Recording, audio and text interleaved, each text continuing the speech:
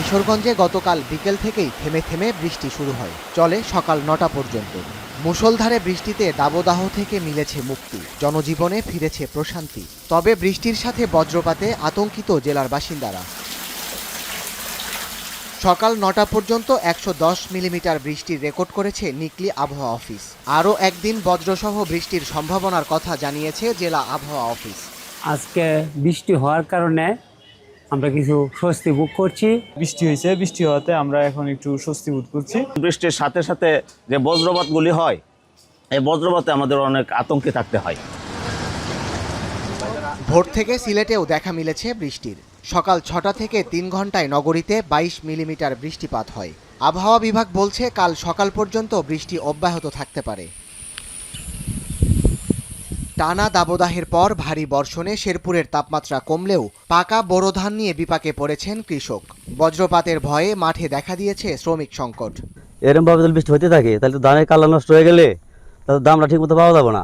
কালকের থেকে বৃষ্টি হইতেছে, ধানের ক্ষতি হইতেছে, কাজ করতে পারছি না কামলা নিয়ে। এদিকে সকালে রাজশাহী নগর ও আশেপাশে মাত্র ২ মিলিমিটার বৃষ্টি হয়।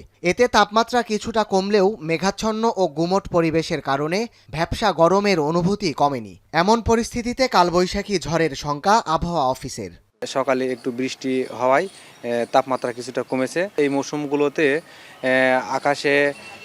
আকাশে মেঘের ঘনঘটা যে কোনো সময় চলে এসে উত্তর পশ্চিম দিক থেকে কালবৈশাখী হতে পারে। এদিকে দেশের দক্ষিণ ও দক্ষিণ পশ্চিমাঞ্চলের উপর দিয়ে এখনও বয়ে যাচ্ছে তাপপ্রবাহ। চুয়াডাঙ্গায় গেল ৪ দিনের টানা সর্বোচ্চ তাপমাত্রার রেকর্ডের পর আজ কিছুটা নেমেছে তাপমাত্রার পারদ। তবে বাতাসে বাড়তি আর্দ্রতায় অতিষ্ঠ হয়ে উঠেছে জনজীবন। ভীষণ গরম, রাত্রেও গরম, ঘুমানো যায় না, দিনেও গরম, শহর পুরা ফাঁকা, কাজ করা যাচ্ছে না, গরমে থাকা যাচ্ছে না, খুব কষ্ট হচ্ছে। দাবদাহে পুড়ছে খুলনা জেলা। তীব্র গরমে জরুরি প্রয়োজন ছাড়া বাইরে বের হচ্ছেন না কেউ। হিট স্ট্রোক সহ জেলায় বেড়েছে গরমে আক্রান্তের সংখ্যা। তবে দক্ষিণ ও দক্ষিণ পশ্চিমাংশের জেলাগুলোতে ১৩ই মের পর বৃষ্টির সম্ভাবনার কথা জানিয়েছে আবহাওয়া বিভাগ। সাদাত শাহেদ, এখন। একনল হ্যান্ড ওয়াশ ১০০% প্যারাবেন ফ্রি, তাই নিরাপদ হাতের জন্য আস্থা রাখুন একনল।